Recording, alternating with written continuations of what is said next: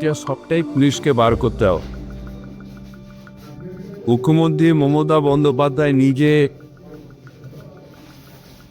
চোখ রাখছে, মানে খবর রাখছেন প্রশাসনের ব্যাপারে, ইনভেস্টিগেশনের ব্যাপারে ডিজিকে বারবার করে বলেছে যে হায়েস্ট ইনভেস্টিগেশন করে যেই অন্যায় করেছে তাকে অ্যারেস্ট করতে হবে, কোর্টের সামনে দিতে হবে। কোর্টে তখন আমরা আর্জি জানাবো যাতে দৃষ্টান্তমূলক শাস্তি।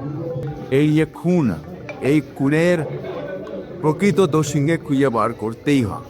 একটা ছেলে বোধহয় বিহারে চলেছি, এই তো দুষ্কৃতীরা চারিদিকে আসছে, অন্য অন্য স্টেট থেকে আসছে, কিন্তু এর পেছনে মোটিভটা হঠাৎ করে বিহার থেকে সেখানে গুলি চালালো কেন, সেইগুলোকে মূল বার করতে হয় এবং ইনভেস্টিগেশনটা সেই পর্যায়ে নিয়ে যেতে হবে।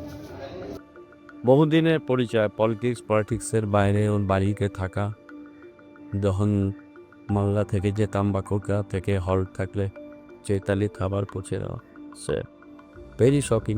বড় চক্রান্ত আছে এই ব্যাপারে, কোনো সন্দেহ নেই। একটা ডিপ্লুটেড চক্রান্ত কেন হয়েছে, কি কারণ, সেটা নিশ্চয়ই পুলিশ আর সেটাকে তদন্ত করে আনার তো। কিন্তু আমরা চাই পিছনে যারা আছে, সামনে যারা ছিল, কাউকে যেন ছাড়ানো, সবাইকে ধরতে হবে এবং যাতায়াত ব্যবস্থা নিতে হবে এবং দেবালকে এ ধরনের নৃশংস হত্যাকাণ্ড এ ধরনের বিচার। পুরো ব্যাপারটাই খুব শকিং আমাদের জন্য। আমরা এখনও মানতে পারছি না যে এরকম দিনের বেলা ওনাকে এভাবে হত্যা করা, নৃশংসভাবে হত্যা করা হয়েছে।